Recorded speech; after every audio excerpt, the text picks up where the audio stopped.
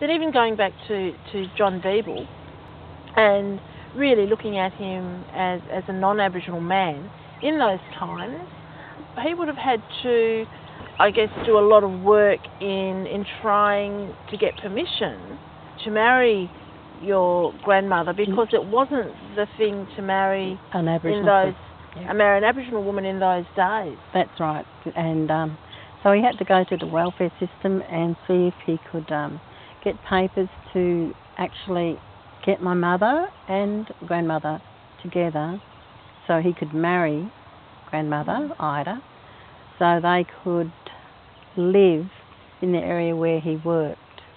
And he worked in the East Perth area as a tradesperson first, and before he went to the war.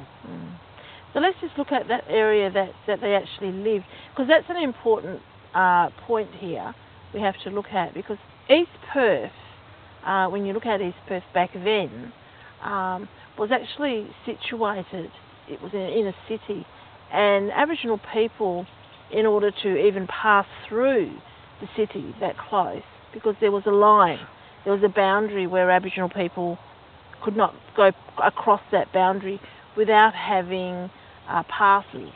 That was in the forbidden area of East Perth area, in which you had to have a certain document to go past 6 o'clock, in which a lot of Aboriginals had to be out of that area, and he had to make sure that he and Ida, grandmother, weren't going to be taken away from him after marriage.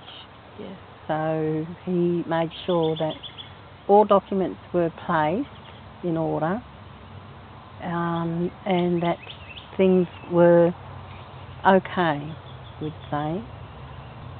From there he got a house, I rented a house, and in that situation he had to prove that grandmother could look after the house if he wasn't there.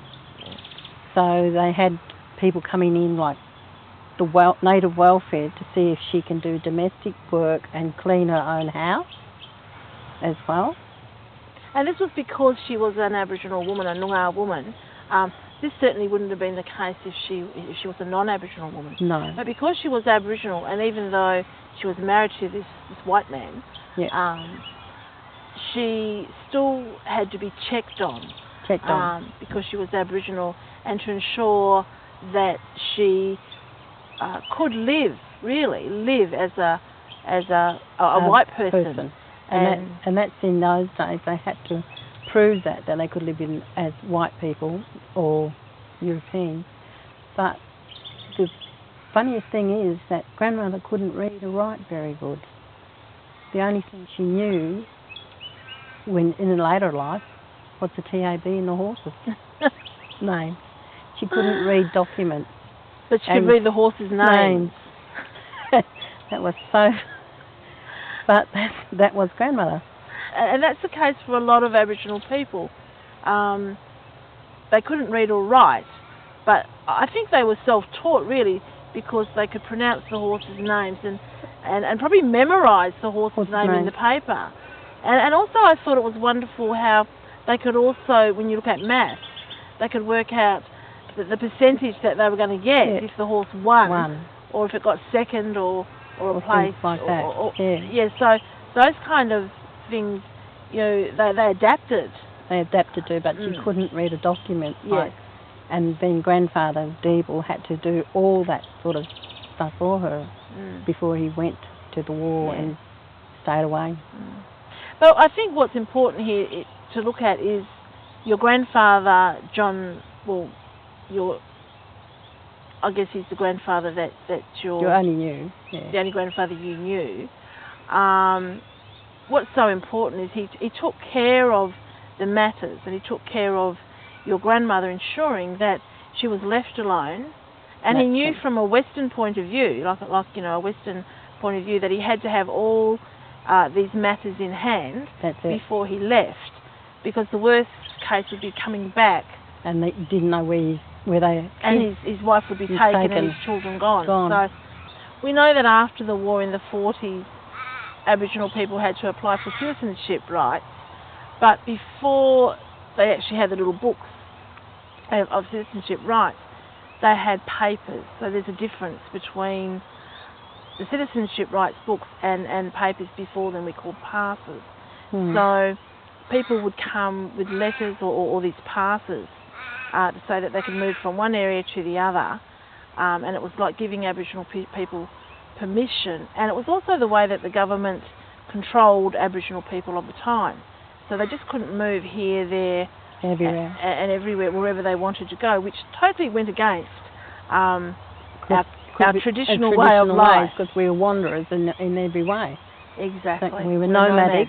We're nomadic and we're wanderers. So that was it. Yeah, this is one of the biggest cultural clashes where Aboriginal people are then said, well, you can't just roam around. You have to stay in one area, and if you want to go somewhere, you don't have that choice, free choice. That's why in the East Perth situation, where grandmother was in Henry Street and Catilda Street there in East Perth, their houses, when grandfather went away, he had to make sure that his children's names were in the police station, so they wouldn't be picked up and taken to Moore River, being the fair skin that they would have been. So in the times, I guess, of the social activities of the Coolabiroo Club. Now we know that your mother won the first Coolabiroo Queen, which is in 1947. The first, they had competitions and they had a Coolabiroo Queen. So, and she was only 14, wasn't she? She was 14 when she entered that. It was a social outing for the Aboriginals in that area, and plus the Aboriginals who come into the area for social contact. Which then leads us to, these dances were only actually held in Perth at the beginning, and Mr. Bodney, Mr. William Bodney, who wasn't Aboriginal, he wasn't a Noongar, he was actually African, born on a ship just out of Fremantle. His mother died in childbirth. So he was there, and he actually organised these social get-togethers and dances with the non-Aboriginal... With Cyril Gare. So the two of them organised these dances. And so it was a social event for many Noongar people, and a positive get-together to keep, when you look at it, to keep their spirits up. And uniting them. Bringing them together. Within one area, which was the forbidden area of the Perth area. And they all had to have a... So the hall was in East Perth? East Perth itself. That's right. So the hall where they held the dances was there. So this again was in that forbidden part. So people who came to the dances had to have their passes. That's it. Of course, we know there were many Noongars who didn't have passes. That's it. Exemption certificates is what they were called. So they never had these exemption certificates. So I guess a lot of the time they winged it by coming and sneaking in. And that was okay in the daytime. But at night they couldn't go anywhere. They couldn't get out of the Perth forbidden area without this ticket. Well, if they were found walking and the police found them, they would be stopped. And they could be jailed if they didn't have these exemption certificates on them. So it put a lot of people in an unsafe circumstances to be in that area out of the time. So they were taking a risk. And that's where... But many, we know, with Noongar people, especially if you're related, and we as Noongar people coming together and helping one another. So the uniting of the Aboriginal or Noongar spirit, we might as well say, is what grandmother used to take the kids that didn't have these tickets or were out of the bounds of time back to the house to keep them there for that time. So a lot of people, relatives, young people would come to amalgamate around the area when grandmother used to go, and with the other ladies of the area as well. Yeah, so there were others as well, but your grandmother was one of the main ones because of where she lived and her husband ensuring that the police knew and so knew that she was there and what her role was. So during this time, there were some young men who would come up from Katanning, and these a couple of them would have been related to your grandmother, who was a coal bung. Yes. So she would have been related, like some of these boys' aunties, but there might be a couple of them, and they'd bring a friend or two, and she would help them. So because that's the way of the Aboriginal spirit, is to help your own fellow kind. Yeah. So I was absolutely amazed at the art that you have, and knowing the artists' names and hearing about them and reading about them, I thought, wow. So you have this lovely landscape paintings, and the names such as Revel Cooper and Reynold Hart and Parnell Dempster. They used to be the boys that come from the mission to grandmother's house, and they liked her that much. They thought she was a very, very kind lady, and helping them, and being related to two of them, she said they could stay there whenever they wanted to, and she fed them, and that when grandfather was away at war, or to help her around the house with the domestic side of things, like women can't chop wood, but she soon learnt how to do that. And in that repayment, they did this artwork for her to keep as kindness. Kindness. And if we look at that as part of our culture, that's a very strong value of our culture, where you share and you give. So there's no expectation of, well, I'm going to feed you, you must do this. I mean, your grandmother would never have said that. No, she didn't expect anything in return. No. And what an amazing, for these boys, well, that's what they felt, that's what they could give. That was a part of them. So they would do this artwork and give this artwork to your grandmother as, we would call it in a Western term, reciprocity, where there's that giving. You know, she gave what she, and there's no value on that.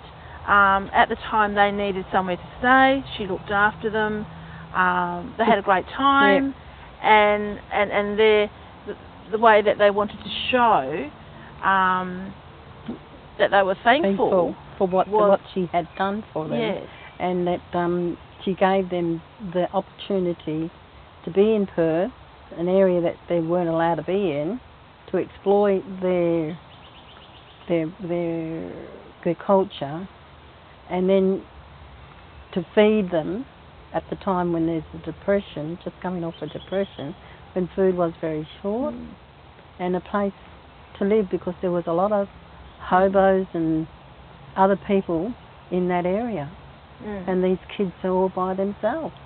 That's right. So there's that certain, wasn't just the food and the place, that protection, that safety for them, and so their appreciation really was in giving that art back to her, to thank her for all of the things that she's done for them as they were here in Perth. And I think what is so amazing is, you know, you have the art, and we know these artists are, you know, are world famous. Their art was sent overseas. The collection has been brought back. You know, has been brought back to WA, to Perth. Yes. But you know that what was sent and taken when they were children in the mission. We even know that some of their art, they did art and they sold it to people to earn money. We know that some of them, Revel Cooper, you know, spent time in jail and did a lot of work whilst he was in jail. That's right. So a lot of that work is still around. A lot of it he probably didn't really get anything for. No, because in them days you had to do 3 or 4 paintings, and then one painting would go to your family and the rest would go to the government institutions to make their places glorified in some way, like the hospital. So a lot of Revel Cooper's paintings were put in the Fremantle Hospital. And you've seen them? I've seen them, yes. Because I used to live in Fremantle area, and when I was a little girl, I'd seen all these lovely, beautiful paintings in the hospital itself, the main corridors. and other artists as well. Their work from the jail. And Fremantle Jail's right there, so that's where he was. So there's that art. But when I look at the art that you have from these men when they were young boys, I mean, it's been passed down from your grandmother. Now, I often think, in hard times, we have something, do we sell it for money so that we can support our families and keep going? But it's amazing that she never ever... She didn't sell anything, as I said. She wasn't a person who wanted a lot of things. She just wanted to live a good life. And she did that. She was 60 when she died. And then, as my mother was the oldest girl, the paintings were passed down to her. And Mum, treasured everything that she had of Aboriginal art. And then again, your mother could have looked at them and thought, wow, they're getting up there now. These are well-known artists. She could have sold them to museums. But again, that keeping the art, it was really valued, and there was no price on that. And then again, I asked you now have your mother's paintings and that, and I just don't believe that the money is worth what the art was given as. Yeah. So there's no price. There's no price on when those boys gave that artwork, and they actually probably did it for your grandmother. There's no value for an Aboriginal person when they gave it. Yeah, there's no price. And that's a huge part of the Aboriginal way, is to give and not to take, or to get money for what you have given as a gift. As a gift, yeah. And that's it. Yeah. And that artwork was given from the heart. From the heart to heart, yes. And if I look at all those other paintings that they did, they may have done those paintings thinking, well, I need to sell this to live or whatever. To me, that's a big, big difference between the art that was done for your grandmother and the art that they actually sold or did elsewhere. Yeah. That's it, yeah. So, Karen, then these boys, Revel Cooper, Reynold Hart, and Parnell Dempster, yes, they would have left the mission. What age would they have left the mission? Would have been around about 15, and they come up from the mission with motorbikes. So when they come up from the mission, you're saying they actually left that area and decided that they were going to come to Perth. To Perth, as they may have thought they had a better opportunity. Then down there in Carol. Down around Katanning area, down south, come up here, better opportunities for work. That's it. So how do they come up here? By motorbikes, because the situation I know because of my Aunt Joan. She married Parnell Dempster, and that was my uncle, Parnell, and they met at Henry Street, and they kept that relationship on. And at the end, she ran away with him on his motorbike. Wow. So that's the romantic side of it, instead of, riding away into the sunset on a horse, it was riding away on the motorbike. Into the sunset on a motorbike. Right, because they didn't have any opportunities down in the bush area and down there, Carolup. So he thought he might find farmhand jobs around the actual farm areas in Perth. Yeah. In which he did, and from that they had 3 children. So, and of course the motorbikes would have been a cheaper way, much cheaper than a car. So, motorbike is less. Well, they and had cheaper to run. Yeah. Well, they had rations for the fuel and that because of the depression and that. And coming out of depression, they needed to have the actual money on hand. And if you didn't have that, and you didn't have your ticket for the fuel, you didn't get your fuel. Yeah. So all of those things to consider. Yeah. The time and the era. Yeah. Yeah. And of course, this would have been the case for non-Aboriginal people of the time. Yeah. But then again, of course, for Aboriginal people, it would have been harder. And I say a lot harder because they weren't citizens. No. They had no rights. No rights. And they certainly didn't have much choice. No choice. Because the farmer could say, oh, no, you didn't do a good job on my fencing, or you didn't do a good jump on my garden because might have a weed there, one weed, and then you didn't get paid because he could see a fault and he didn't want to really pay for that service. And that was quite common for a lot of young Aboriginal men working. They do the work and then, you know, it would be picked to bits, and so, and I've heard stories where young men would choose who they worked for. That's it. Where they knew that if they did the work that they would get the pay. That there was some farmers or employers who had a conscience, I suppose, and some were just used the Aboriginals because they were easy. There's a lot of them. They're all out of work. We're out of the war, and we need to have our so they're very service. vulnerable. Very vulnerable. Yeah. And they just used that and exploited it in every way. So it was very hard because then I suppose they all looked for the city, to come to the city to see if they can find the opportunities.